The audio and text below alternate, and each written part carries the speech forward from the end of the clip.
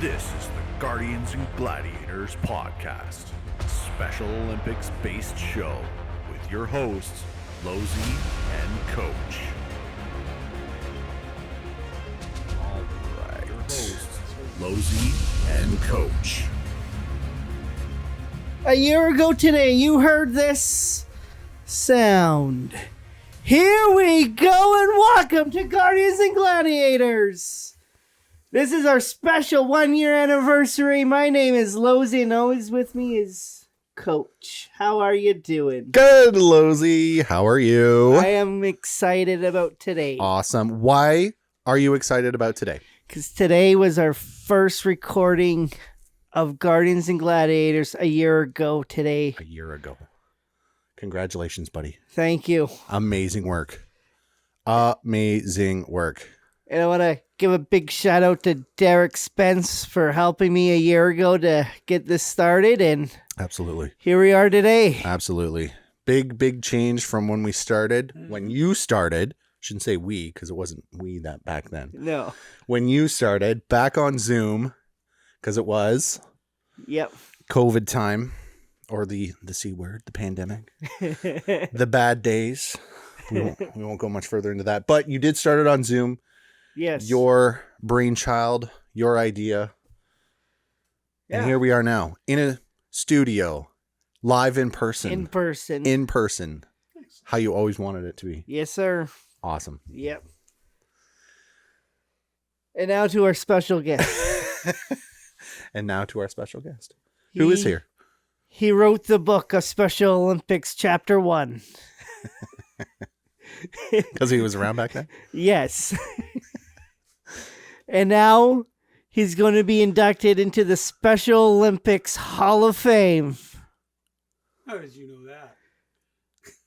Folks, welcome to the show, Bill Mills. Welcome. Thank you. Thank you for having me. What's little birdie told you that thing? A source. A source. An unnamed source. My source that I go to when I need a guest. Sometimes, and they're good help. Well, I appreciate the invitation. Thank you. Actually, it should be a welcome back. Oh, welcome. Because, Yeah, we're here. because you were on episode 13 Season 1. of season 1. Yeah. Way back when. Mm-hmm. I think that would have been like November-ish, December. I Yep. think was around Something like that, when you were yes, on. yes. So a little bit different now, right? Excellent. Yeah. So you get to Moving up the ladder here. sit down. And, yeah. Actually, it's quite the upgrade since we first started it here in the basement studio. Because before we were working on card tables. Yep. And That's great. yeah, it was just a square card table, and I had random mics here and there, and Yep. I was using like my camera microphone as one of the mics, and now we have like we all have our own microphones, and it's all looks Excellent. professional-ish. Yep. Thank So- you, Facebook Marketplace. Thank you, Facebook Marketplace. Absolutely. Yeah. We're this is probably the end of phase 1. Phase 2, we're actually moving out to my garage. Right now, half of it is my personal gym. The other half, a quarter of it, we're gonna set up as a dedicated studio. Super. Yeah. Excellent. So Yeah, good for you. so that Can't wait. one, we can go out there whenever we want, and we don't have to lock my 3 St. Bernards upstairs with my wife. 3. 3. Yes. 3, 2, and 1. Oh, God. They're bigger Yeah. than my leg. Yeah. They're big boys. So, Excellent. but yeah, thanks again for coming. Yeah. Dad joke? Dad joke. Ooh, you know what? Don't have one. You know what? I'm afraid of elevators, so I'm taking steps to avoid them. Oh. That's sad. That's sad. I'd rather have a bottle in front of me than 3 bottles of bottom of me. There it is. Our dad joke of the night. 2 of them. 2 for 1. Oh, man, that was so good. Yes. Good to see you have a good time. That's good. Oh, yeah.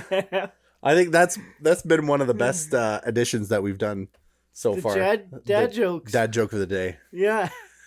It's a good, The groaners. yeah. The groaners. Groaners and Me. just watch. Laugh is This the is best true. part. This is true. This is true. He never laughs at floor hockey. Oh no. I know he's super Not- serious when it not comes in to the that. game. No, No. not with Newmarket. No. So how long have you been with Special Olympics? Officially 42 years. Yep. Unofficially before it was Special Olympics. Right. It was the Ontario Floor Hockey League, which after 3 years it graduated into, we included bowling, we included swimming and track and field, and it became Project Multisport. Mm-hmm. And it wasn't until 79 that it incorporated into Special Olympics. So that's when the first registration process started. Mm-hmm. So I remember getting a stack of registration cards to pass out when I was the area coordinator. Right. I specifically picked number 13. Yeah. So, but it's been quite a while, quite a journey. Okay. So officially 42, but longer than that. So what got you involved in it then? As far as working with people with developmental disabilities, as I said before, I was grade 11, and Buddy leaned across the aisle and said, "Do you want to play basketball for 50 hours?" Pardon? And he says, "Yeah." He says, "My youth group is doing a basketball marathon, raising funds for our youth group, which was the youth group for what we know as Community Living London now." Okay. So I said, sure. So it turned out to be 70 hours instead of 50 hours. You'd play for an hour and go sleep for an hour, and somebody else would take over. So, but it was a good one. That was my first introduction, and we started planned dances, planned parties, Christmas and Halloween and things. And then Buddy Tom and I started coaching basketball. We each had a basketball team and practiced and played against each other, and that was about it. There was no formalized sport. It wasn't until the whole idea of floor hockey tournament.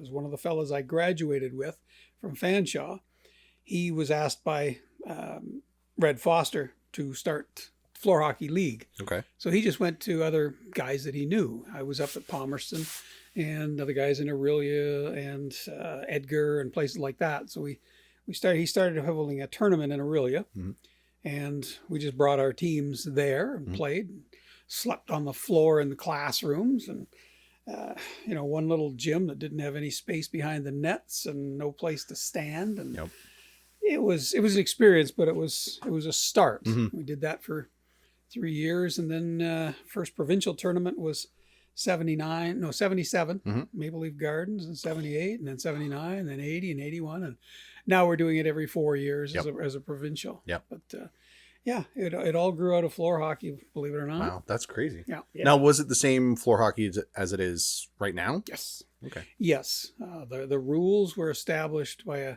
lady by the name of Doreen Crystal in Toronto. Put them together, basically on the same rules as we have now, looking at hockey and things. And our annual meetings used to be representatives from 12 regions get together and just, for a Friday night and all day Saturday and a Sunday, just hammering out rules. Rules. The biggest contention one was girls shouldn't be playing floor hockey. Can you imagine it back then? One guy was no, girls shouldn't play. Well, that didn't go very far. Yeah. But the first tournaments we had, we had like 10 different divisions. Jeez. You had a girls division, then you had a co-ed division, then you had school age, then you had men's division, then I think we had like 36 teams and stuff like that. But it was fairly big, but that led into adding track and adding swimming and adding bowling, which communities were doing. Right.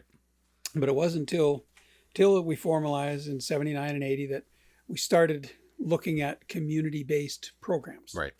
It was really through the schools, the special education schools that had the teams, that had the athletes. That's the communication. Sure. That was the network at the time.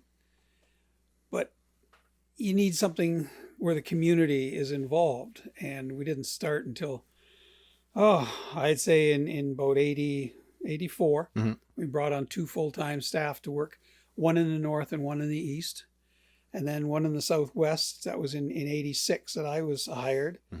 and one for the Golden Horseshoe.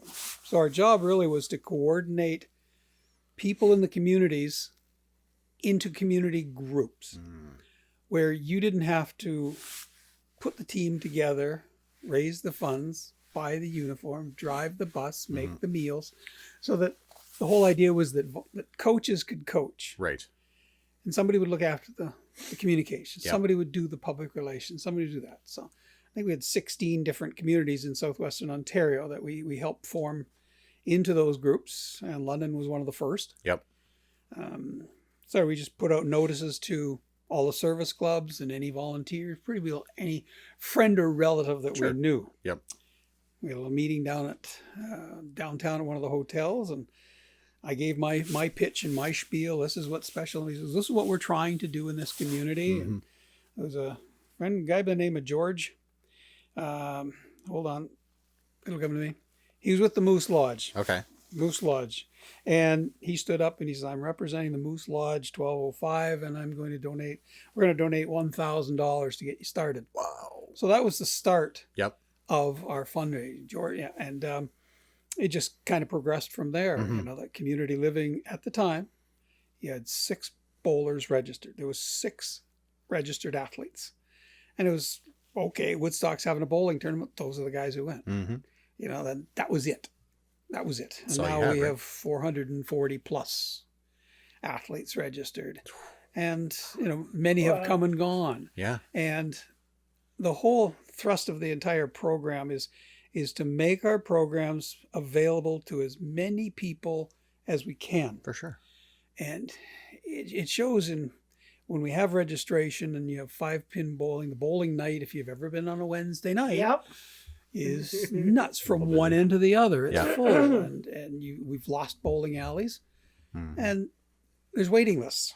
It's always the program that lines up first. Now powerlifting has a waiting list, I hear. Yes, we just added a couple new athletes that were on the waiting list last year. And that didn't happen. It was not too long ago, and Rick could attest to that, we were down to like 1 athlete. Yeah.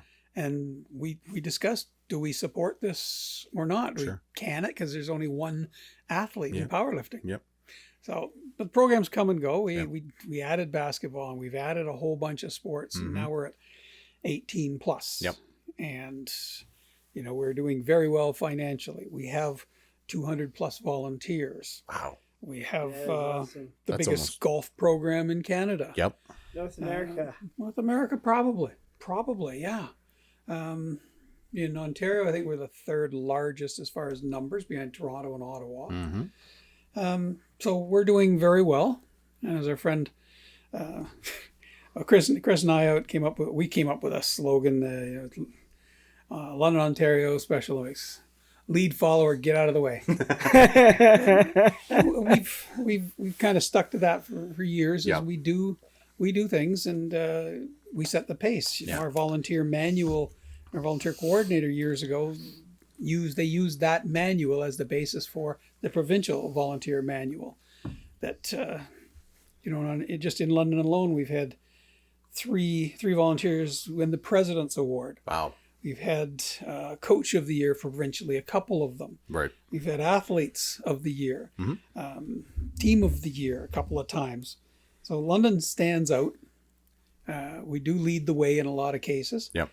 We're never too boastful to not learn from other places. You know, when you hear a good idea, well, you can steal that. For sure. You can use that idea. Well, and in our case, like it just makes everything better for the rest of the athletes, right? Like it's not, it wouldn't be good for us, Woodstock or St. Thomas to have a great idea and it only stays in that small community. Like it would make sense if it's good. Yeah, it may work better in one community than another community. Sure, but you won't know until you try. No. One of the big, if you look at some of the communities up north, they don't have enough for team sports, so they concentrate on alpine skiing, down, Makes sense. Individual sports. Yeah, but they have the facilities there. They have facilities. They have the snow. That too. That too. We've always suffered that way. We just can't guarantee winter. So our snowshoeing, maybe. Yeah. Our cross country, maybe. Yeah. You always get alpine. The alpine, the snow. Yeah. And all the other sports. So Anyway, we're doing okay.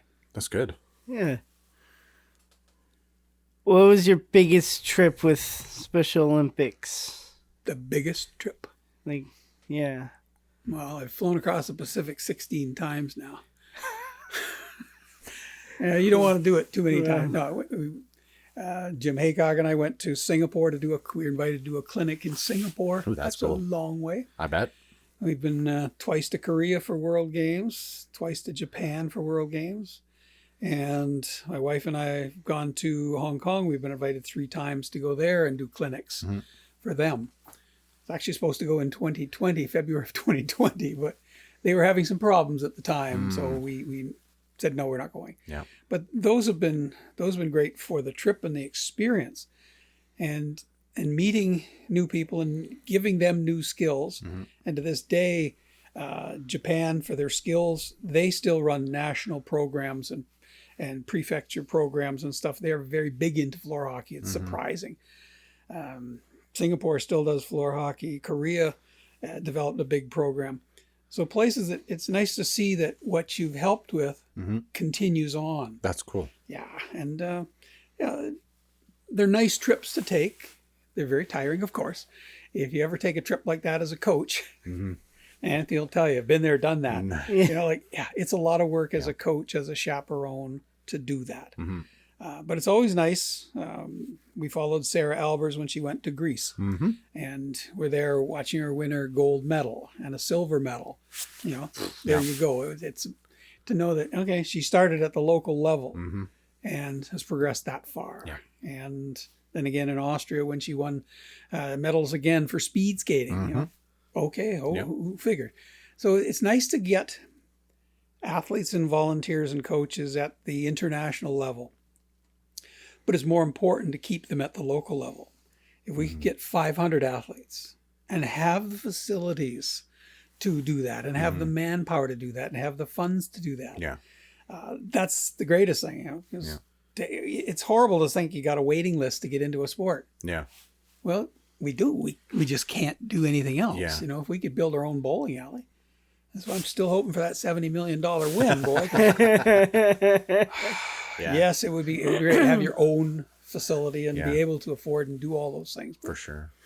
Yeah. And I mean, like London's in a pretty good spot. Like we do have pretty much the facilities or areas to do any kind of sport really that we need or want to. And I mean, I think there's the people base to support all of that as well. Yes. And London's very good for volunteerism.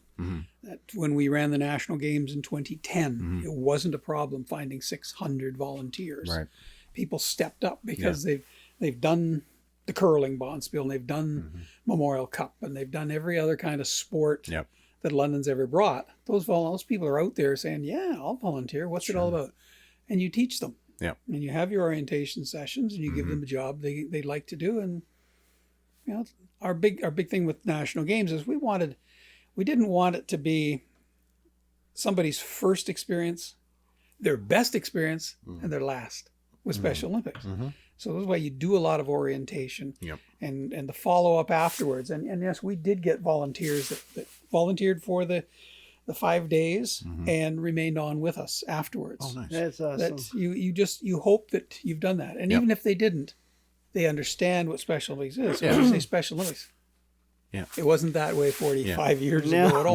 No. Well, because then, like, even if they, for whatever reason, don't stay on for volunteering after, I can at least attest to the experience and saying to somebody, if you want to do something, go do Special Olympics. Like, yeah, it's very rewarding. It's always been rewarding. That you get more out of it than you put into it. You know, it's, hear that a lot. Yeah. Yes, we do. It's just one of those things. Yes. It's with any volunteer job. If you don't enjoy it, don't do it. Well, yeah. And it can lead to things like friendships, like the number of people that we know now, and you know that are with Special Olympics or have been with Special Olympics. We still keep in touch with a lot of people that we've run across. So, and it's nice because you can do it as a family. Yep. You know, a daughter's been involved. Ruth Ann's been involved for 40 years as well. So it's just, you know, we find it a great organization because it incorporates, it's a registered charity. Mm-hmm. It's sport, it's youth, Yeah. and it's adults. Yeah. Boy, you got it all there. Well, Yeah. you know, if somebody's got an interest in helping you out, well, what's in it for them? Is as a sponsor, yeah, we can give you tax receipts, we can give gifts in kind. Yeah. We'll bend over backwards to give people recognition. Mhm. Absolutely. And you encourage them to come out. If it's supporting an event, come on out and see it. Yeah. Come on out and watch. Yeah. Oh, I get it. Yeah. Well, I get it. what was Yeah. it? That level 5 tournament at the Fox that you did. Yeah. Well, Jeremy, he helped with the track field. Mhm. He volunteered for that day as Yeah. well, Yep. but he brought one of his friends out, and he did it. So, and they both had a pretty good time there. Yeah. Yeah. I find with track and field, it's non-threatening. Really, like, Well- here's your job. Yeah, except when you Okay. get shot puts thrown at your head. Yeah, well, that's beside the point. Beside the point. Yeah. That happened to you? Yep, You weren't watching, were you? I was because I Really? dodged out of the way. Don't you ever heard keep your eye on the ball? Yeah, yeah. The athlete reminds me almost every week. Hey, remember when I almost hit you with Who the was shot that? put? Who was- Brittany. Oh, She chucked the ball hard, like dodged right out of the way. It was crazy. okay. Yeah. Yeah. No, it's fun. Yeah. We've always found it fun and enjoyable. Oh. I mean, when something gets to the point where you don't enjoy it anymore, well, What's okay, the move point? along. I say many have come and many will come and many will go. Yeah. And, you keep the good ones. They stick around Yeah. for reasons. And even if they move, if they had a good time, they'll find a Special Olympics, because we had one of our powerlifting coaches. She moved to Chicago and she got in with the Chicago group. So Yep. And you remember Peter Zapia from soccer, our coach, Yeah. went out to Victoria and got involved with them for a while too. And every year that we went down to the police college to do floor hockey Those are originally, fun. but then you do powerlifting and they do bocce, Yep. and they did some outdoor soccer. Yep. Well, all those police officers come from all over Ontario to train. So they'll go back and they may be involved in the torch run Right. at the police college. Mm-hmm. So it's not a big surprise for them when they go back to Espanola. Oh, we're having torch run. I know all about that. yeah. Yeah. And we're going to play floor hockey. Yeah, I Yeah. can do that. So we look at it as a great training tool for people and an eye opener. Yep. Public relations. Oh, Public relations. for sure. Absolutely. Yeah. When did you start reffing? Like when you were being a ref for floor hockey, was it that at the beginning as well, or 1977. 77. That's before you're born, bud. that was chapter 2? Yeah. Before both of us were born. Yeah. Yeah. We first Maple Leaf Gardens. Maple Leaf Gardens was the first tournament. We went down there. I was coaching up in Palmerston, and ours was a school age. There wasn't anybody over 18 on our team, but we're pretty good. Pretty good, what I consider good. And we played against a team from Toronto, who were, I'll say they're all older. They were all still in school, so we hear. And we basically fought them to a draw. We just kept going, but we didn't have at the time line monitoring. So my two best guys were out the whole game, and it's there's where the coaching. Okay, it's the only thing keeping you in the game with your goalie, and okay, now you're in, and now you're in, and now you're in, and just keep switching back and forth.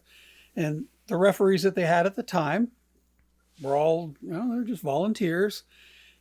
And I don't know who trained them. There was no official training program.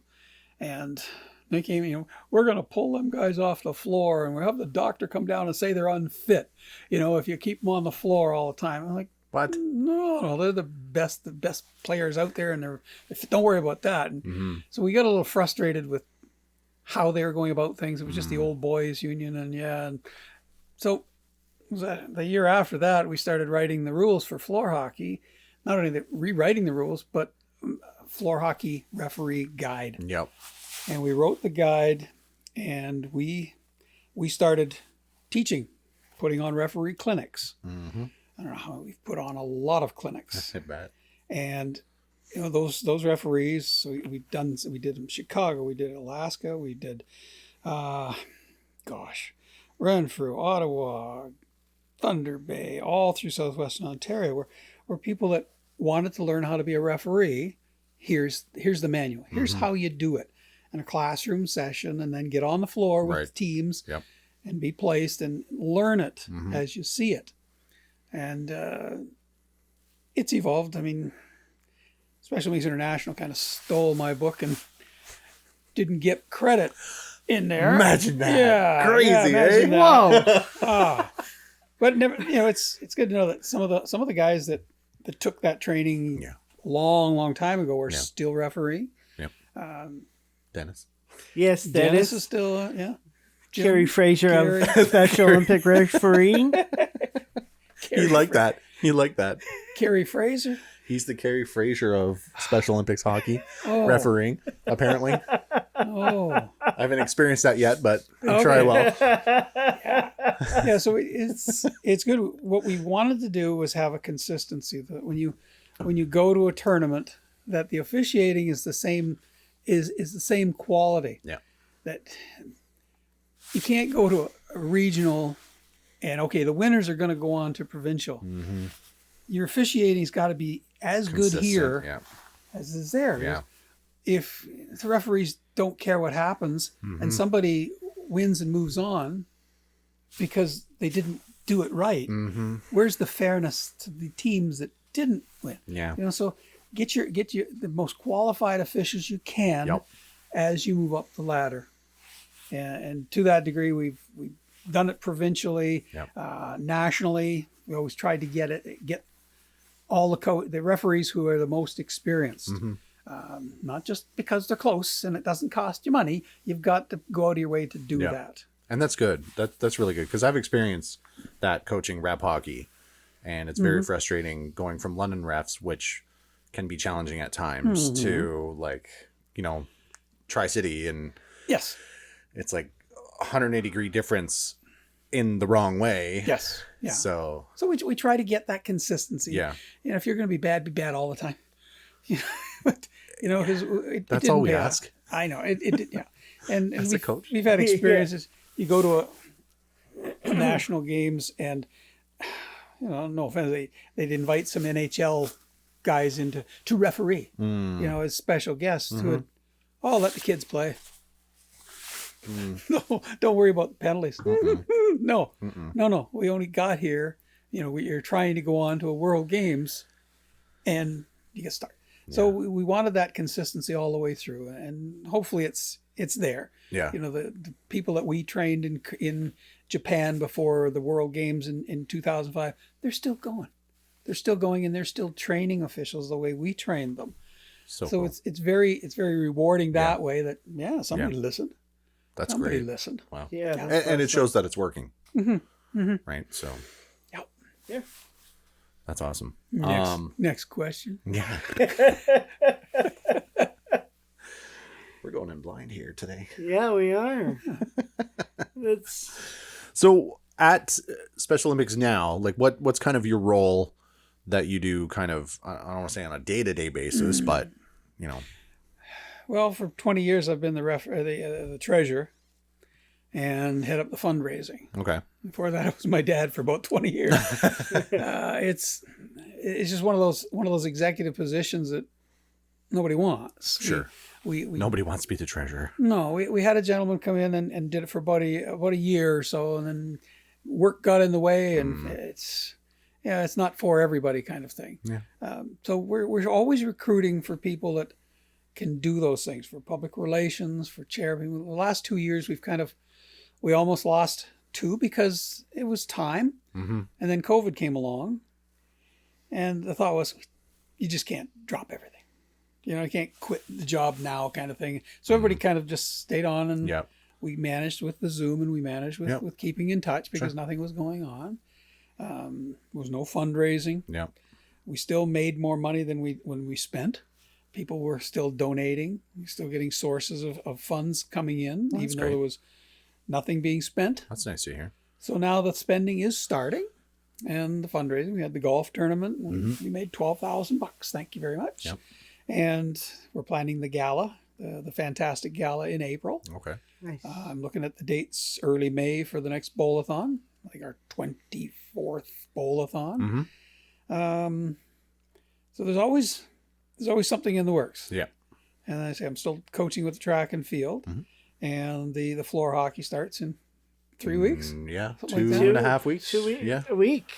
No. No, 2 weeks. 2 weeks. 2 Yeah. weeks. Yeah. Yeah, so we're getting some kinesiology students who are being fed into the system. They want to be involved. Mm-hmm.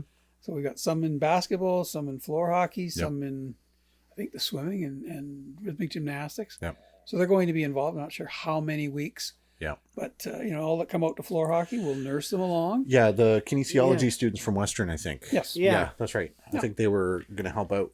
They come every year, I think. Yeah. Yeah, for the one floor hockey game, and then some. They've come for a couple of sessions. Yeah. So we're hopefully they stay along and, as you say, get acclimatized. Yep. Maybe they'll stick around. Yep. Maybe they'll go back to their own community and We will make be them. involved. We'll make them. Oh no, threats. I stuck around, so There you go. you're not that bad. No. Yeah. Some things you just can't get rid of. Huh? No, I know.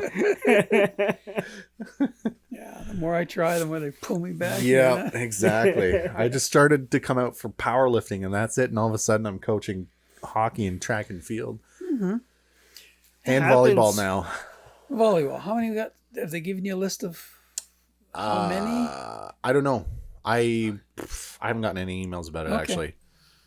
So I don't know. Facility wise, We're Eagle Heights. Eagle Heights. That's as much as I know. Okay. And one of the athletes told me that it starts October 11th.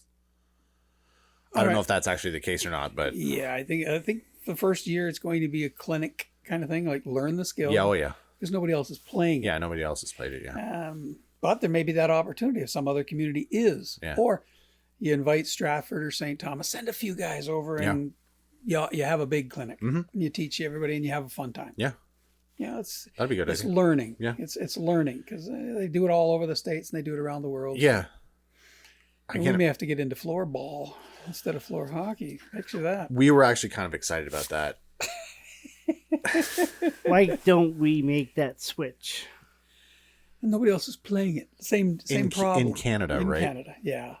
And there's places, some of the states don't even do floor ball. They do poly hockey with the little orange puck, they Oh yeah, used to play yeah, in. yeah. Yeah. Mm-hmm. I looked it up. Those floor sticks are like $65 to $80 a piece. Yeah. Our slick stick is only like 30 some dollars a piece. Yeah. But- Well, I went and got because I wasn't sure. I went and got a ringette stick. And they're pretty expensive. They're really expensive. Is it plastic? Is it fiberglass? Yeah. You can't play fiberglass floor hockey. We tried that. It has to be round and it has to be wooden. Problem with Why? Now, why is that? because it can shatter. Oh, okay. Imagine all of a sudden your stick shatters and you got Yeah. all these little sharp pieces going in his leg. Yeah. The same was we couldn't use cut off hockey sticks because they're square edges. Yeah, because the ringette stick, it has it's not really a rounded end, but it is like it's an extension Yes. on the stick itself so that it doesn't mark up floors or scratch them or anything like that. So But it may be something that we have to do. It's played all throughout Europe yeah. and Asia. And there are some countries in, I think SOI particular, I think, looks at floor hockey as, it's pretty, well, if you ever go to a tournament, it's not a kid's sport. Mm-mm. If it's played correctly and you have proper officiating, yeah, it's a great game to watch. Yep. When it gets out of hand, it's usually because of officiating. So this is why the whole consistency thing comes Yep. back to that. Yep. But floorball, it has more interest now than floor hockey. So we'll see. Yeah. We'll see. We can always do a clinic. Yeah. It just because obviously I was like, ooh, floor hockey, that's cool. And then I was looking it up and I was like, oh, it's kind of like ringette, basically, to an extent. I was like, okay, that's cool. Yeah.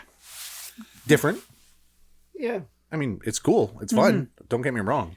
I enjoy it. because it could be Calgary be the last time ringette floor hockey will be at the World Games. Yeah, because if you look at Sweden was going to have floor hockey and they're going to host the games. Yep. We even met with them when we were over in Abu Dhabi. We met with the planning committee. They were there and they invited us to come and talk all about floor hockey. Mm-hmm. So I gave them everything, picked my brain. Yep. And then it was a couple months after that, they decided that we don't have the facility for that. Do you have gyms? Well, they have gyms. Their initial thought was, we're going to do floorball and floor hockey in the same place. Uh-huh. Well, they're not. They're two different games. They really are. And the facility and the number of teams, it wasn't going to work. So they just dropped it. And then it was going to be in Russia. Yep. And that didn't happen. And now it's not on the list of sports for Italy. And it's not on the list of sports for Switzerland 4 years down the road.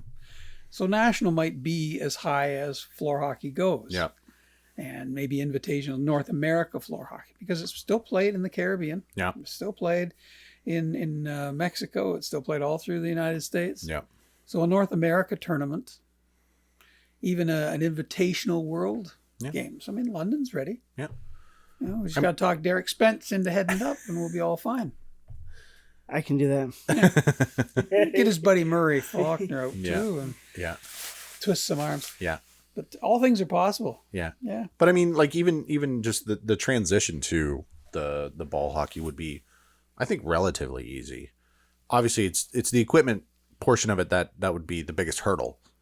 Just the sticks. Just the sticks. Just yeah. the sticks. Sticks in the ball. Yeah. But I don't have the rules. I know the goal is only like this high, and the goalie plays on their knees, and the face mask and the gloves, and that's about it. yeah. I They don't have sticks. No, I think the athletes. It's almost like soccer I gloves. think I think there's they- like no I think they still have no shin- shots Yeah.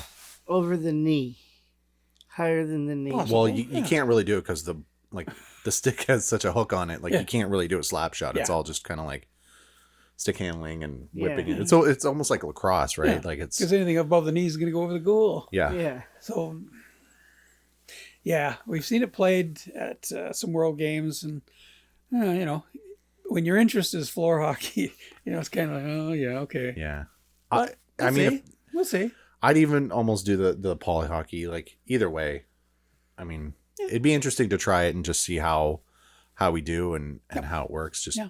like a trial year or something like that. Yeah, But because they do have floorball teams. I don't know if there's any in London. You can always find that out. Yeah. You might want to lend you the sticks and come on out and give us a clinic. yeah, Maybe our folks would like it. Who Yeah. knows? Who knows? yeah. Because there was a couple other sports too that we were talking about on a previous episode that we'd kind of like to see Yeah. in Special Olympics at certain levels. Obviously, it couldn't be for all levels, but for some of the higher functioning athletes, it definitely would be neat to see. And one of them was hardball. I think that some of That the would be athletes could good. definitely Yep. attempt that. Yeah. And cricket. Cricket. There are. Well, we is- have a cricket field That now. is a growing sport. Yes. Yeah. We He's do the have a one that cricket said field. cricket. I did. said the hardball baseball. Yeah. Let's Oh, I just- said hardball baseball Yeah. too, but Well, let's feel like equestrian. We've never done that. That's SOI, and now they've got open water swim. Mhm. They have paddleboard, yachting. yachting. Really? Yep. Wow. we have a yacht club. We do have a yacht club. Yeah, there's about 6 or 8 sports that we don't do. Yeah. When we go to World Games summer, it's only 7 sports Okay. that we do in the summer, and 1, 2, 3, 4, 6, I think, in winter, the winter sports. But we should hear soon if there are any London athletes that have qualified for Berlin. The endorsement process has been moving along. We just don't know yet. Hasn't been made official. Yeah. And that's next year, right? Or is it This coming June of 2023. right? So swimming, track and field, 10-pin bowling. See, we've got the biggest 5-pin bowling is Canada because nobody else does 5-pin bowling. It's all 10-pin everywhere else. And so we'll just wait and see if we get any London athletes that have met the qualification standards and endorsement process. Right.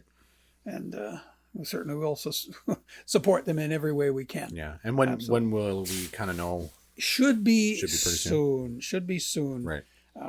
Probably within the next couple of weeks, I would hope. Oh, Yeah, Wow, I would that's think so. Soon. Yeah. Not- And then there'll be that'll be all blasted everywhere, I'm sure. oh yeah, Yeah. if we get anybody, yeah.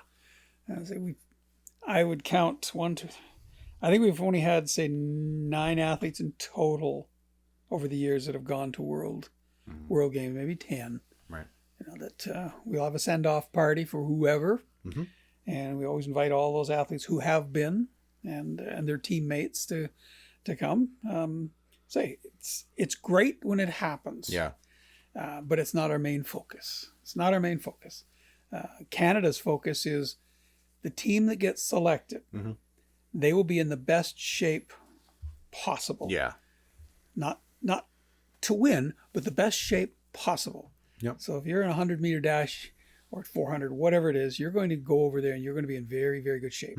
So they do the testing before, they do it midterm, they do it after, and you really have to keep up with the standards because you want your Canadian athletes, doesn't matter what skill level, Yep. to be the best they can be when they get there. Right. Which makes sense. If you're at that level, you might as well be. Yeah, but we know of other countries that just pick the names out of a hat, or you wonder how did they get selected? And Yeah. that's just our policy towards sports is to do that. Yeah. And the more emphasis we put on developing athletes and getting them skilled, Yeah. the better it pays off. This is why we pay for your coaches' first aid training. We pay for their pretty well any training, their national coaching certification programs and specific sports. Yeah. That the better you are trained as a coach, the better job for the athletes. Right. The better the coach is prepared, the better the athlete is. Yeah. I mean, it goes for any kind of sport. Yeah, we budget for it. We spend it. We have no problem in doing that. Yeah. No. That's good. So without being a provincial qualifier and national games, how do you feel about how Special Olympics Canada is doing the selection this time around? It's tough to say because it's a tough job to do. It's easy. It's easy if you go, okay, you qualified through your regionals. Ontario figures that out. Here's your Ontario team, and then to say, okay, this is how many World Games, especially with international, tells you how many athletes you can have in those sports, and it was usually based on how many team sports that you have at your national level gets you your quota. Well, now there are more countries and more athletes involved. It's grown from 1 million to 2 million to 3 million to 5 million, and 218 countries, something like that. Wow. So you've got That's crazy. all those people, and 5,000 athletes. And then it goes to 6 now. Now it's like 7,000 athletes going to be at a World Games level. So if you're in track and field, you're not going to be in 5 events, you'll be in 2. Yeah. And you're going to be in 1 sport. So it's finite, So they may say, Canada, you get 10 athletes. And if it's 5 girls and 5 boys, you say, how are we going to split that up? How is that? So it becomes a very difficult job to figure out. It's easier if everybody's just going this way. You set the plan and you follow the plan. Now it's, what do we do now? Yeah. Yeah. Well, because most countries aren't like the States or Canada, right? Like, we're such a broad, huge country that we have to split it up, and it's just And yet we still can host national games. Yeah. The States didn't start national games until like 12 years ago. Really? Yeah. Wow. Like there was, because the States joined, like Canada joined Special Olympics International as Canada. Michigan, New York, Texas. They did it separately. They're all considered a country basically. Right. So there's Texas Special Olympics is the same as Canada Special Olympics. So you got 50 different states plus their territories. Yeah. So that's how they're looked at in the internet. So to get all those people to finally say, we need a national games, and they had I think, Ames, Iowa, and then it was New Jersey, and Seattle, and then Orlando, and the next one's in Minneapolis, Minnesota. It's only a 16-hour drive. So there's something to plan for to go. Yeah, so it's just as big as the World Games. It's just the United States, Right. and for their last one in Orlando, they invited the Caribbean. So there was athletes from the Caribbean went there. Oh, that's cool. And some of those countries were using that as a qualifier to go to Berlin. So people from Jamaica and Trinidad were going over to Orlando into that big competition to see if they could go over to get to qualify. Wow. Just the experience alone. Yeah. Yeah. That's all they can do. That's Yeah. a great opportunity to do that. It's a huge worldwide organization, and I say it's never easy to be the planner, and it's continued to grow. Mm-hmm.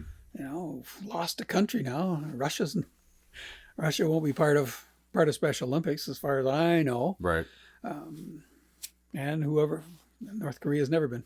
So, Have they been part of anything? no, Exactly. not since 50. Yeah. But yeah. So yeah, it's a big job. And we'll figure out whoever goes, we'll cheer for Canada's. We'll cheer for Canada athletes for 100%. sure. Yeah. 100%. Mm-hmm. And then we'll be back to normal. Yeah. With all the precautions and everything else, Sure. we'll get back on rhythm with we've only missed 2.5, 3 years of formality. So now we'll just get back and overcome, modify, and adapt. Yep. It's about friggin' time. That's all I have to say. Yeah. Mm-hmm. I can't wait to actually have some like games against Other teams. and Stratford, come on down. Yeah. Go and play Brantford. St. Thomas, Brantford, And those guys are itching to do it too. Yeah. Itching to go off. It's been part of your life for so long. Mm-hmm. How long you've been involved, Chris? It's like 20 years now. yeah. Mm-hmm. So it's Yeah, and having that 2 Yeah. years off, It's like, I can only imagine. Like, I play a lot of sports too, and being off, like having to stop playing hockey, was brutal. Mm-hmm. And then so I can only imagine what it is for Chris and other athletes that have been doing it for so long, and even the ones that have just started, right? Like their first year was right before the pandemic hit, and then all of a sudden, they made all these friends, and now they can't see them anymore. thanks for coming out. Yep. Yeah. So But we made some good strides with Zoom yep. and doing online, and people would actually exercise programs and the parties, and just the communication. Yeah. They can see their friends. Yep. And Hutton House did a great job with their education program and doing those kinds of things too. It's just keeping people in touch. So you're not forgotten. Yep. I mean, that'd be the worst thing is if you never heard from your coach for 3 years or anything. Yeah. Well, that's how I started the powerlifting. It was on the Zoom. I was like, okay, well, welcome to the powerlifting team. You're on Zoom from now. Yep. So, but it was neat because it wasn't just London. We had athletes from St. Thomas and some Sarnia, and then there was some from the Niagara area. And when we had a little friendly workout with the St. Thomas group, I knew some of the athletes there. Yes. And they were like, "Hey, Coach Todd." I'm like, "Wow, it's so cool." No, it's very good. It's really a worldwide community. Mm-hmm. I keep in touch on Facebook with a number of Facebook posts like Isle of Man because I know folks been playing floor hockey, seen their guys for years. Germany, keep in touch with them and their games. Austria, Japan, Singapore, Hong Kong. So I see what's going on and get all their ideas and see what they're doing and how they're doing it. How they got through 2 years, 3 years. You felt you're still. We're all here. Yeah. We're just in the waiting game. We're just waiting for the gun to go. Yeah. Yeah. And game on. Waiting for that horn to go, right? Yeah. Yeah. Yeah. It was it's August 1st. Down in Detroit, they were holding the International Unified Soccer, and I started planning that 6 months before. I said I gotta go. I gotta go there because it was 20-some countries were coming, and I thought it's only 2 hours drive, and Why not?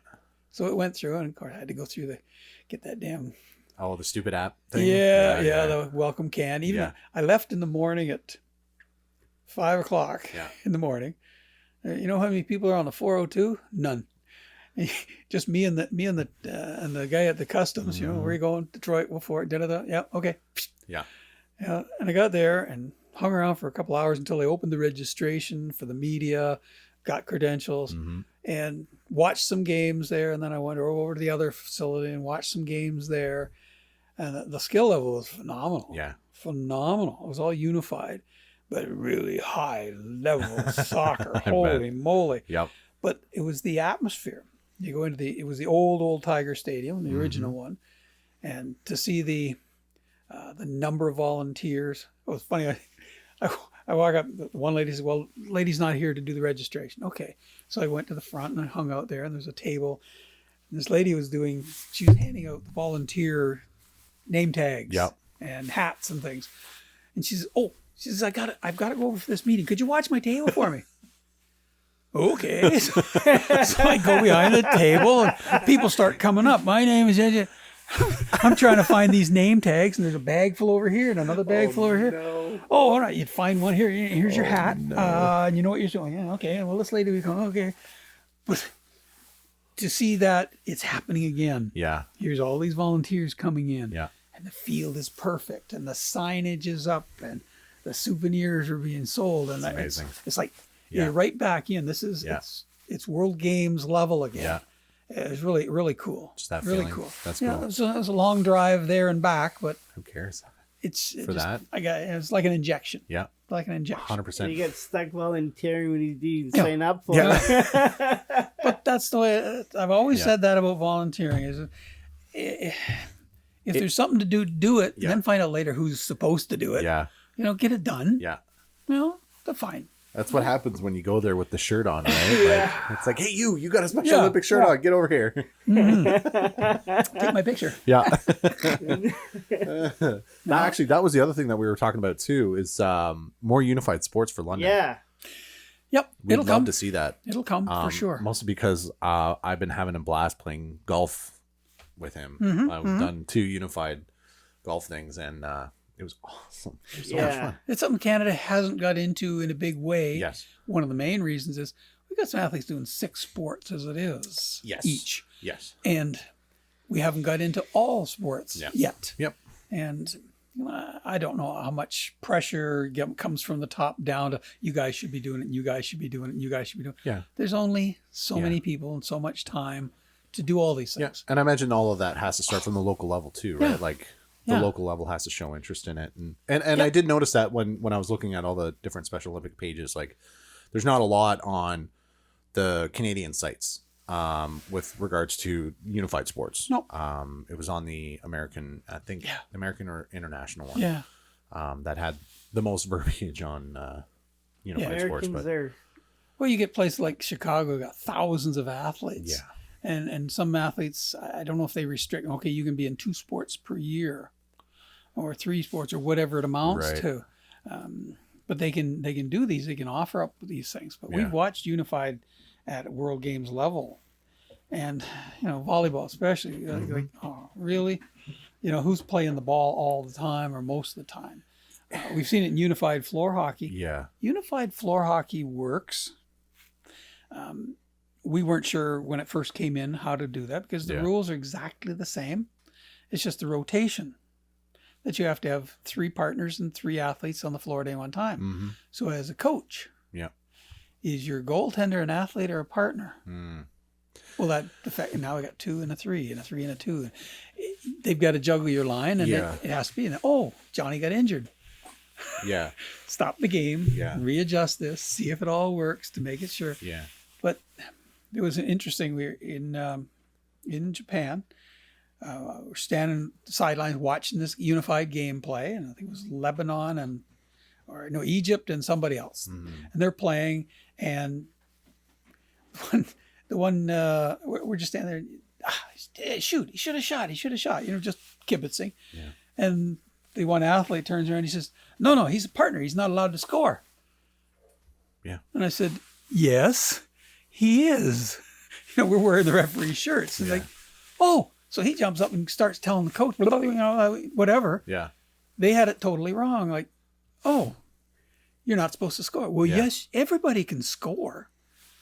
But we didn't have a problem with it because if Chris has been playing for 20 years, high level floor hockey, and I come on his team, am I going to really help him? No. If I went on the D team as a partner, you're going to control the game. So there's some games it doesn't really make much of a difference. Yeah.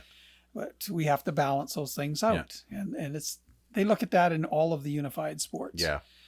But they've been doing it for a lot longer. They've got it figured out. Yeah. Sure, there's some inequalities with it, but Yeah. you work through it. Yeah. No, We'll figure it out. because I know when at the end of last season there, when we were able to kind of do active practices, Yeah. the coaches would be on one side versus passing with the athletes there. Some of them are really like, they know what they're doing. Like, Richard would always do his like behind the back pass, blind no look, and he would get me with it I think 3-4 times in a row. Yeah. Before I eventually caught on to it. But because we even talked about unified like ice hockey, and how that would be all set up, and it's tough, like who does who, like you said, is the goalie an athlete or is it a non-athlete? Like we said, goalies should be athletes, and then it would be like non-athlete, athlete defense, and then it would have to be one. But like the athlete would have to cover, the non-athlete would have to cover a non-athlete. Yeah. I guess it would really depend on the skill level, right? See That's how complicated it could be. 100%. Yeah. But they did good with the basketball, though. Unified basketball. Yeah. Here. Yep. Yeah, and you find one person could dominate a game of basketball, whereas one person really can't dominate a baseball. Maybe if you're the pitcher. You only get up there once every 9 bats, so if you're time to hit a home run, big deal. Different if it's a sport where you can dominate. If it's golf and you're a scratch golfer and your partner's not so bad, that's fine. Yeah. But it's an evening out thing. This is where you get systems in place to try to even it out, and it's always been Special Olympics aim to give everyone a fair chance of winning. That track the same way, individual sports, that everybody competes in ability levels. Yeah. That you guys don't play our team. What fairness is that? That's why we do the seeding, to get those skill levels correct. Sometimes those seedings are not correct. Sometimes. But it's, you do what you can and hope for the best. Yeah. You hope that some teams are honest about it. That's right. That's why the honest effort rule is there. That it's been employed. We did it it was in Japan as well. It was a team from Belarus in the seeding round. They did like 3 mini games or whatever, and they got seeded down like level 7, whatever. And it was Haycock was doing those games, and all of a sudden here's Belarus. They're smoking a team 12-1, and the next game is like 13-2 or something like this. Or in Special Olympics, it's just a fucking minute, right? and they decided that they had been sandbagging, and no, you were not in that level. And they were disqualified. So now that team doesn't play. So what do you, as a coach, did the coach do that? What do you tell your team? Don't score any goals. Look weak, whatever. But the team loses. So now the coaches have to face up to the head of delegation, and it doesn't look good. Yeah. So you want your athletes to do their best, even in seeding, so you get a fair. So everybody's within 10 to 15% of the other person. Yeah. And sometimes one goalie can make all the difference. Yeah. A 1-0 game is not a wipeout. Yeah. You could lose 1-0 in 4 games in a row, but you haven't been smoked. Yeah. You've lost. Yeah.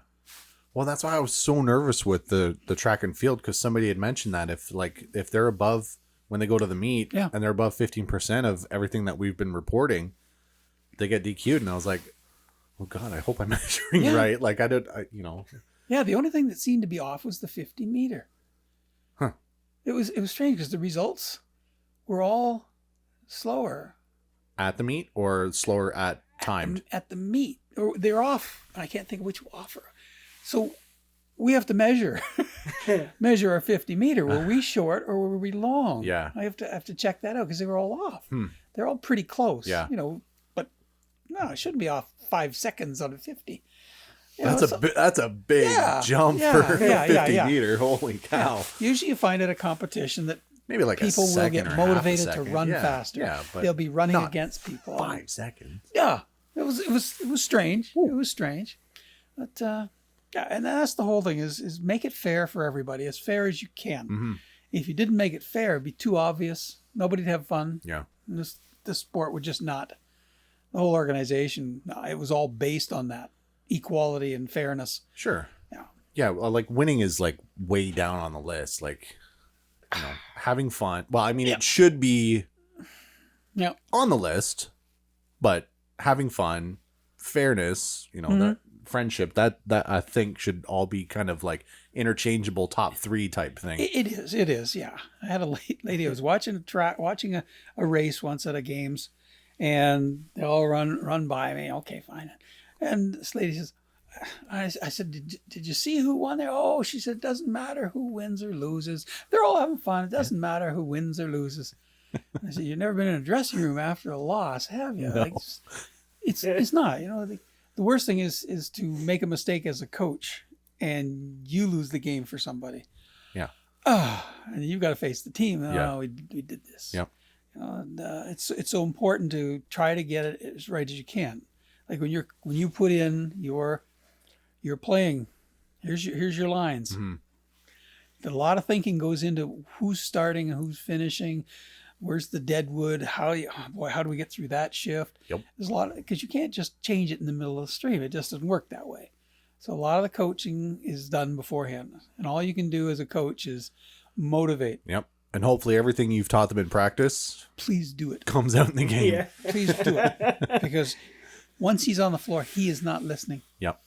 He may hear you, but he's not listening. Yeah. He's going to be doing it the way he was taught. Yep.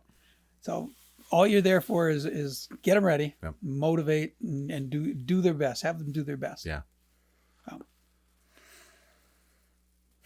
So are you allowed to talk about you getting into the Hall of Fame, or we have to keep that quiet? No, it's public. Special Olympics Ontario hasn't put it out. I've got the letter and the invitation. It's November the 3rd.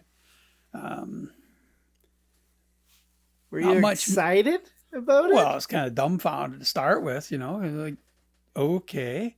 I was Glenn on the phone, like the executive director, and I had it on speakerphone, and my wife keeps going, "Who is he talking about?" No. Who's he talking about? She's just being herself, Yeah. But it's weird because nobody else is. I looked through the long list. It's about like 20 years, and primarily it's an award started through the police and the torch run. Okay. Mark McGugan is in that list. Murray Faulkner's in that list, and a number of it says, here's all the names and the police force. All right, so maybe I'm the first program person that's gone that way. So, yeah, it's a good honor. It's a great honor. That your province does that. When was it? It was I'm trying to think when it was when I did the Jim Thompson Award for Special Olympics Canada. When I get that word and you go, okay, holy crap. I got to make a speech too. That's the toughest part. That's the worst part. Yeah. Yeah. Is who do you think? How do you think? How do you do that kind of thing? Because you have to do it. So now I got to work on that. Yeah. But yeah, it's an honor. And as I said to the executive when Dave brings it up, first thing, and says, it's a team effort, like London wouldn't be London without all the volunteers and all the athletes that pull it together.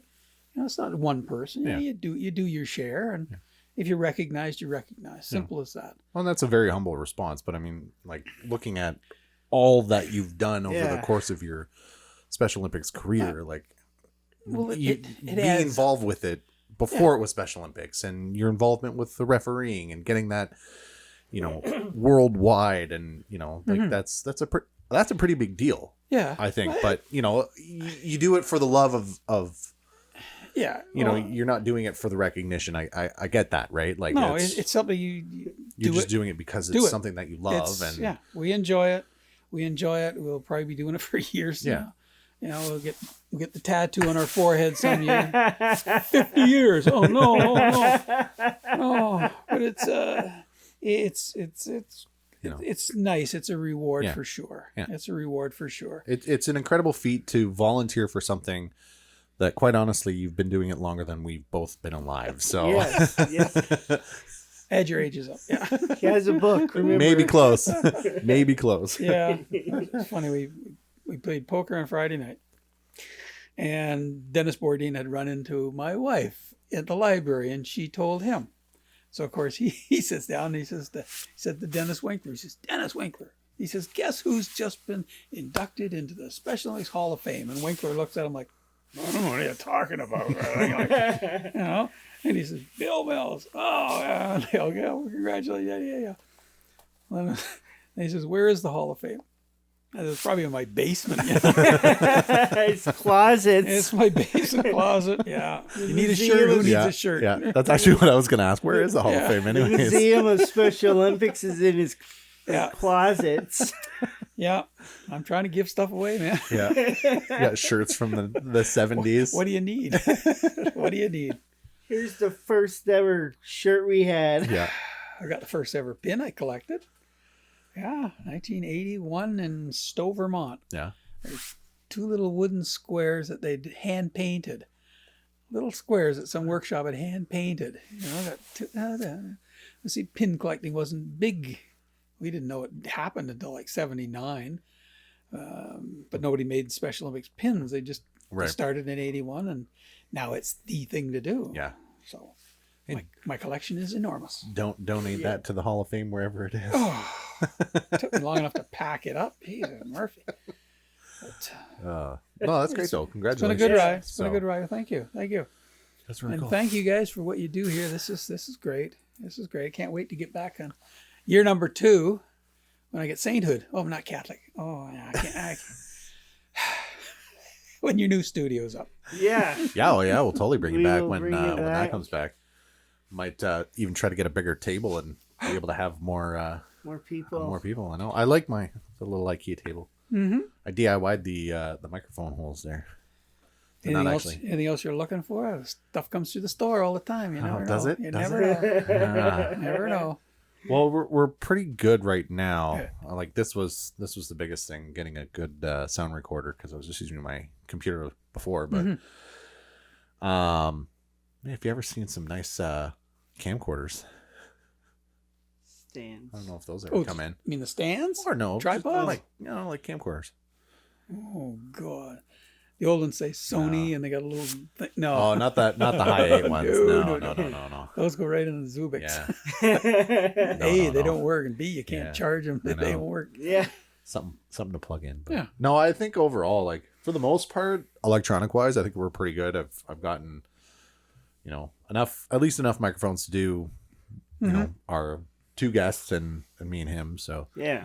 I think as far as all that kind of stuff goes, we're pretty Well, good. if you need more, we do have a healthy financial not fundraising, but public relations budget, because we haven't spent any. There you go. This is all part of public relations and media. So yeah. Is it now? Wow. Is it now? Yeah. Not salary wise. I don't even think that. That's fine. Not yet? Along with the induction, I get to double my salary next year. Yeah. Yeah. Nice. Yeah. 0 to 0. 2 zeros. 2 zeros. So, this is news to us. Yeah, this is news to us. Man, Rick was right. We should have talked to you in the first place. Holy cow, man. We can always help. That's for sure. Yeah. No, obviously the biggest thing that I've tried to do, all this is just from what I bought, and I put my money into it. And again, it's all for the love of doing it. But like as you can see, we're using iPhones to film it, and you wouldn't know when you actually watch the video that it's iPhones. But No. Yeah. but the biggest thing was always just like the audio recording stuff. Like I would have liked I'm always eyeing a Mixing board? a bigger mixer. Like Yeah. there's one. It's called the Rode Podcaster. It's just a little bit bigger. It's got a lot like nicer sliders and everything, and the recording's a little bit nicer on it. So that's what I was kind of aiming to use some of our proceeds for an idea that we had anyways. But that was that, and just kind of making sure all of the microphones were relatively the same. Yeah. Well, work it out. Like I say, What do you It's need? all Like a for the- spreadsheet? I mean, And- It's all for the best of the One program. day, go to an event and do a live podcast from Yeah. an event would Yeah. be great too. yeah. And just interviewing athletes, Yeah. before the race or Whoever. after the Yep. race, or Yeah. Yeah. Because we tried to do that before, but it's just so chaotic sometimes. Yeah. Like, because, you know, if I'm there, I'm usually coaching and, Yep. and you know, he's Yeah. doing his sport. And Yeah, I'm there trying to take pictures and run the thing. yeah, Yeah. like, yeah, that track thing, right? Like you were doing your pictures. Like I was, you know, coaching and trying to do a video and doing this. And Well, 3 years ago, we got connections with the London Camera Club, and we had a swim meet, and I think we had half a dozen of the swim meet. Mhm. They're the camera club come down. Yeah. And they just took pictures, and then they sent them up on Flickr and Yeah. and made albums. And it was something that most of them, they're into this kind of picture or that kind. They're doing scenery or wildlife. sure. Yeah. Oh, do a swim meet. Yeah. It's a lot different. It is. Yep. Come to the track meet. Sports photography is It's way a different. lot different. Yep. And they've done floor hockey. Some came to rhythmic gymnastics, the swimming, and, Yeah. and the track. So we have those connections, and they thoroughly enjoyed it because they've taken a step out of their own zone. Yep. And like, oh, Yep. this is neat. This is neat. Yeah. And they get credit for it too. Like, Yeah. Here's the thing, and Yeah. this guy took these pictures. Yeah. Well, it's like even just the 3 or 4 videos that I've made just based on the special, like I've made 2 or 3 on the powerlifting team Mhm. and the one on here. Like it just gives me that experience to do that videography because, you know, I've done sports photography before. Like I did some professional ish freelance for like mixed martial arts. So I bring side photography doing that. So doing the videography is more what I like doing. Yeah. And that shows, especially with the athletes there. They make it so easy. Yeah. Get the live mic someone. That Maybe not. that is Maybe not the B team. yeah. We That'd were be fun. yeah. I think next golf event or something, that's if we're on the same team, it's kind of what we want to do. Like I've got the equipment to do it. But yeah, no, it's Yeah. That'd be fun. yeah. Put it on the goalie during a game or something. Yes. Oh, imagine Jesse having the live mic on there. That would be hilarious. That would be so much fun. It's a truck backing up. Oh man. I should totally do that at a practice and see how that goes. We have, and where else does he say it? We don't know. It's just big. We put a microphone on all of you. Oh, Oh, that'd be Yeah. so much fun, I think. You totally have to do that. Yeah, Right. be good. Yeah. Well, we'll hit you up it's always fun ideas. Yeah. for sure. Now we know there's funding. yeah. Yes. Yeah, How why much not? you want? How much you want? Well, transportation is the biggest expense we have. Yeah.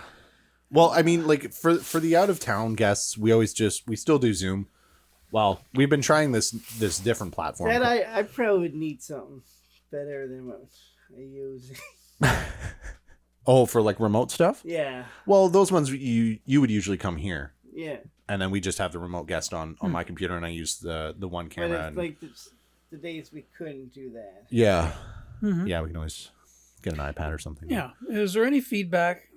I know with a website you can get web counters. How many people have visited, and Facebook. And is there any counting, like for how many people actually click on your pod? So Our highest we do. view- You viewers? can, eh? Yeah. Okay. Yeah. our highest view of one of the episodes in season 2 is the Dreams Come True Music Studio. Yeah. Mm-hmm. They have 145 viewers. Is it 145 now? Yeah, Woo. somewhere around there. Yeah. So actually, since we've been posting these podcast episodes on YouTube, they usually get better views on that Then the versus Spotify. than the Spotify. Yeah. Okay. With the Spotify, it does go up as a video podcast as well. But we also do post, like when I upload the podcast to the podcast network, Mhm. it goes out to Spotify, it goes out to Google, it goes out to Apple. I can't really get the numbers from Google and Apple. They don't translate for some reason back to the Anchor is what we Yeah, use. okay, yeah. All the Spotify plays come through though. So I get the plays from that. And then we also get them from Spotify. But yeah, like YouTube, we get definitely way more views on Okay. that. Like on average, we're probably hitting like 50 to 60. Like when Dennis and Sarah was here, right now it's at 90. With Rick Walker and Rick Buck, it's over 100. Dream Comes True, 146. Yeah, that one keeps going up. Yeah.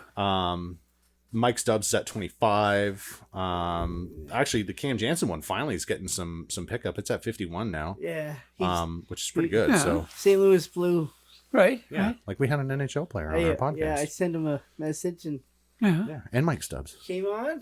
Oh. So I mean, like we're trying to get other people outside of Special Olympics, every now and then. Yeah. But, obviously, we do want to highlight Special Olympics I volunteers. want to and try to, coaches. Winkler. like far. Dennis Winkler. A Yeah. sponsor. Sponsors would be cool. A sponsor, We definitely yeah. do a sponsor. Yeah. Absolutely, Yeah, 100%. he would do it. Yeah, that would be great. He's quite used to, I don't know if he's still with the Downtown Business Association. He used Yeah. to be the chair of that, but Yeah. but he's been with us. I sucked him in. Well, my wife did that. Yeah. We held a bowling tournament, and it was way back before you were born. Okay. And he's we had maybe about 20 groups, 20 teams. It was the old bowling alley that was downtown across from Child Reach. I have no idea. Yeah. Anyway, it's some tech place now, but there was one girl. Our friend Lori brought her school kids, 6 school kids in, little goobers, and we put Dennis came down as a volunteer, and we put him with the kids, and you just see it. The hook went in. And he's been with us ever since. It's just that's the way it is. Yeah. You see, you have fun. These people are having fun. This is great. Yeah. And then he was chair of the finance committee for Community Living London. He used to own all the Burger Kings in London. They sold those out, but he would have coin boxes, and there was only Special Olympics coin boxes and Community Living. Yeah. He said, "You did me a favor." He says, because people would come in and ask if they could put a coin box. No. I support these two. Yeah. So it's kind of like, no, I support these two. Yeah. Rather than every month having to figure out who's getting it. Yeah. But, and he was our first. Was he the first? Oh, Murray, fan of the year. It was Murray, and then Winkler. Yeah, that when we did the fan of the year, the fantastic. Mhm. So, yeah. Actually, we've never actually thought about putting a sponsor on the show. Definitely do that. That'd be a great idea. But like And we got like some service clubs that have been with us for a while, and representatives from them. Yeah. Because like the Dreams Come True. Like they're not obviously like Special Olympics, but it's a lot of But- athletes. Like but it's they're athletes. that are involved in a different Yeah. program. So Yeah. Get my executive director from Hutton House, because we're partners with them. We use all their facility space, and Rick is this close to getting their gym for the powerlifting. He's working on that. So I mean, they've been with us. We actually donated money so they could build the gym yeah. a long time ago. Yeah. I mean, we're pretty happy at West London CrossFit, but Yeah, if you have your own place, I don't know how it'll be a little bit better. the difference in size. He told me he got to buy some new equipment and things like that to manage, but it's just another avenue to go. Yeah. Like sponsors or supporters, people that aren't really connected, but they know all about you. Yeah. Yeah. And that's cool because then, it's a little bit more recognition for them as well. That's outside of, Special Olympics. But Yeah, and I gave some thought quite a while ago when we were still doing Zooms to Chris and I that I got a buddy down in Trinidad, and I know their floor hockey team. Just a social, maybe half a dozen London people with a half a dozen from Trinidad, just sitting on a Zoom, just chit chat. talking. Who's your favorite? What's your favorite pet? Yeah. Do you go to school? Do you do the work? Just to kind of they're 5,000 miles away, and they don't get winter, but they play floor hockey. Why? Yeah, Why? that's pretty neat. Yeah. Like just things like that. They're people are just chomping at the bit to do something different, and it's part of Special Olympics. And It's socialized. It's nice too because he has had the athlete and the dad/coach From Colorado. Colorado. Yeah, good. On season 1, and then we had an athlete from You said Thunder Bay, right? Thunder Bay, Mm-hmm. and then a girl from Oregon, I Mm-hmm. think, and then a coach, and she also does the torch run in the States too from Oregon as well. That came on. You can maybe hook you up with Neil, my buddy. We've roomed together a few times at World Games. He was the CEO of New York Special Olympics, which is the Wow. biggest Special Olympics in the world. Right on. That's maybe 5 or 6 years ago. I think Yep. he had a bout with cancer, Mm-hmm. and now he's kind of back. He's retired. Yep. But he's the kind of guy who knows everything about Special Olympics. Everybody in Yeah. Special Olympics. But he would probably be somebody to connect with. Yeah, for sure. Yeah. Yeah. Like I said, Yeah. I try to email everybody, but I think it either coming from the Yep. Guardians and Gladiators podcast email or my own. I don't get very many responses, but No. Yeah. Well, if you guys are looking, I I was can sourced. put some feelers out there. yeah. Well, that's what I said. I was Yeah. just gonna like do a mass email to all the community. Then you have to weed people out. Yeah, Yeah. But even something like Jane from Stratford yeah, would probably be a good resource. yeah. Um, I was just like Yeah. any of the community. Paul Turner from Yeah. Guelph. He's been in it as long as I have. Yeah, If you want historical, there's people who can do that. You want new coaches, sponsors, Yeah. supporters. kind of everything. Yeah. Yeah. Really, is anything and everything is kind of what we're aiming for. So, because yeah, Alright. like I think between I was just looking at the numbers here. The YouTube has only been up since we've started. Yep. It's over 1,000 views. Yeah. And then the podcast network, at least on Anchor, anyways, from Spotify, it's only at like 700. Yeah. Almost 800. But I mean, between the two, we're close to 2,000 views. Yeah. Views and listens. Yeah. At least from what I can see, which Yeah. could be more, but yeah, we want to make it up for sure. I made a successful thing. yeah, There you go. it is There you go. for sure. And you could hook in with, like, on your Facebook, even with Flickr. We've got lots of Flickr albums, Yeah. Special Olympics, Mhm. and they do have counters on them too, so you could see. Yeah. Here's from the track meet. Well, Yeah. here's all the pictures from the track meet. Yeah. You could make one very specific to here's London athletes doing a whole bunch of different sports. Yeah, And set it up as a separate album. yeah, And then promote that and see who's interested in looking at those things. yeah. All things Yeah. are possible. Because there's that, yeah. Like one of the things that we were doing was making just kind of videos of Out with Losey, and it kind of evolved to Out with Losey and Coach. Yep. Mm-hmm. But it doesn't really fit sort of the brand of the podcast. So I'm in the process of moving those to its own separate channel just to Yeah. kind of get off there. And it's just kind of like our thing. Yeah. It's not necessarily with the podcast, but and that was the other thing we did want to talk to you about since we're kind of on the topic of fundraising and stuff. Yes. Rick said to talk to you about it. I was approached by a friend of mine who does owns a coffee roaster, and they partner with like normally like sports kids teams and baseball teams and stuff, and they just sell coffee, and the team gets 20% of that. And he approached me to do it for the powerlifting team, and Rick said that you could do it, but it would be better if it was. Yeah, if you do it, this is why we don't have like it's not a pot of money for each sport. It's a global budget. Yeah. We budget, and powerlifting's got this so much money. Right. So when somebody raises money, Yeah. like the registration, I put down athlete registration. Yeah. And It doesn't matter whether it comes from bowling or floor hockey or soccer, because to try to figure that, that's nuts. it's close to that. But if somebody's got a great idea, it's better to spread it. We've got For everybody. how much, Yeah. more, you'll spread more Yeah.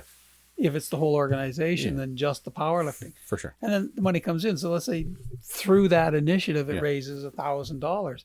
Well, that goes into the pot and it makes it easier to pay your expenses and all the other ones. Yeah. Same as like the bowlathon. It's pretty well mostly bowling people that'll do that. Yeah. But it doesn't go just to the bowling budget. So it makes sense then if we were to do that, Yeah. then, every, I don't know how often, like we'd have to push it basically, like we do the advertising and just point to where it's being sold. So after, X amount of dollars, we give, half of what we make, and the other half was going to be reinvested into the podcast. But Yeah. Well, let's say you've got a budget. If there's things that you could really use yeah, specifically for Special Olympics, Yeah. because that's what this is for. Yeah. Yeah. I mean, Like all throw some everything that ideas to us. everything that I've spent on this has been for this. Like Yeah. I haven't really used this for anything else other than this podcast, which has been for Special Olympics. So No, let's say we've got a budget, and that's what we put it for. You know, Yeah. for printing, for the Facebook, for the web hosting. yeah, They got the new pull-up signs. Yeah. We got new feather flags. When things wear out, you got to replace them. for sure. And just things like that. Yeah. You know, if we get any athletes going to Berlin, well, might need some pins bought, you know, Sure. to do that. Yep. Anything and everything that promotes and keeps us going. Yeah. By all means. You know, if it's something, how much does a mixing board cost? The one that I was looking at is like $600. Yeah. That's it. Yeah, Okay. $700. Yeah. There you go. We paid $890 for the bus to Brantford. Wow. We paid $1,800 to take the baseball team to Ajax and Yeah. back. Really? Yes, really.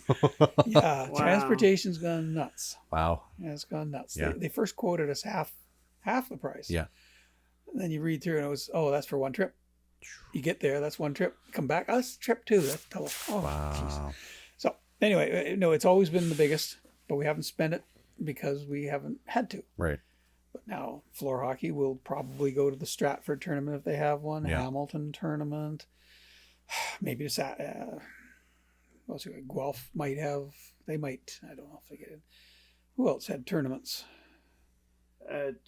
New Yeah, I think Durham. anything that goes too far, you can't look at overnights because it's just nuts. Yeah. There's enough teams in the East; they don't need us. Yeah.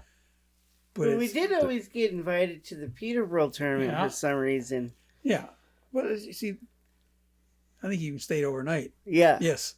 Yeah. And there's exceptions like the B floor hockey team and the baseball team is their only competition because Guelph isn't. Yeah. There is no skill level that way. So Yeah. yes, we have to. For the B's and the C's, there's plenty of teams to play. Yeah. It costs us less to host a tournament. Then it does to drive out there. Remember when Sudbury would rent a big bus and they'd bring 2 teams down from the north, but that was their trip of the year. Right. They Yeah. would come down and stay overnight and play because it was a great tournament. Yep. And we're probably going to do it again in April or May as a qualifier because we got to start that whole qualifying process to get to national again, to get to Calgary, Yeah. to get to nowhere. Yeah. London International Floor Hockey Tournament.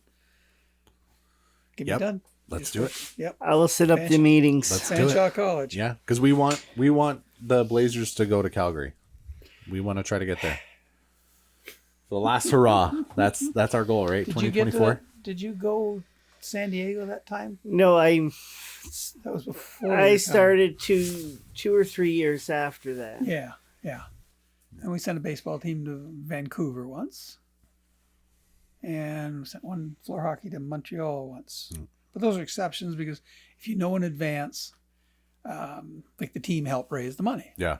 And we said, okay, we need $150 a person and we sold raffle tickets. And Sure. You got to kind of kick in.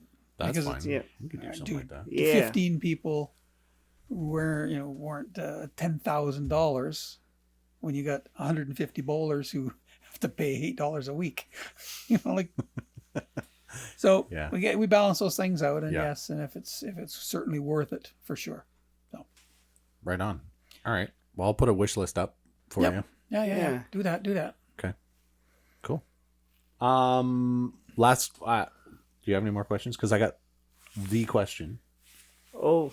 Yeah. Yeah, okay, let's do it. You're good. Yeah. Okay. What's your preference? Chips or sweets? Chips. Attaboy. What do you mean by sweets? Like any Narrow that. candy, Like candy, chocolate bars. jubes, No, you give me some Lay's Ripple What Yes. a ripple. with hell of a good Dip. onion Yeah. dip. Oh, No, French onion dip. dip. Yeah, there you go. Yeah. Attaboy. Yeah. Good. Chips are winning. Chips are winning. They are. Yes. Well, depends on your sweets, you know. Chips or that crispy crunch. Wow. Mm-hmm. What about both? They don't mix well. Oh, who says? Have you had chocolate dipped Ruffles regular chips? Not chocolate dip. Oh, you gotta try that. Mm. It's good. I'm not gonna try it. I am with you. I am a chips guy, 100%. But I can only have like 2 or 3 because How can they put on weight? They weigh so little. I know. Uh-huh. A little bit like that, but yeah, Uh-huh. yeah. Yeah. One family size bag later. Yeah. We overindulge on poker night. Yeah, I can go through a family size bag, Costco bag myself. I don't feel good about it after, but He loves it. No. All right. I have another anyways. dad joke, but after you finish. That's good. That's good. Yeah, we've had a few of those. Yes. All right, well, I'm done. Bill, thank you so You're much quite for welcome. coming out. You're quite welcome. Thank Yes, you. thank you. Congratulations on making the Hall of Fame. And thank you for being on our 1-year anniversary. Yes. Okay. You may kiss my ring. And with that being said, shut her down, buddy. Folks, thank you again for listening to the podcast for a year, and hope there's more to come There will for be. another year. Folks, be safe, be kind. Till next week, have a great week. Bye, everybody. Bye-bye.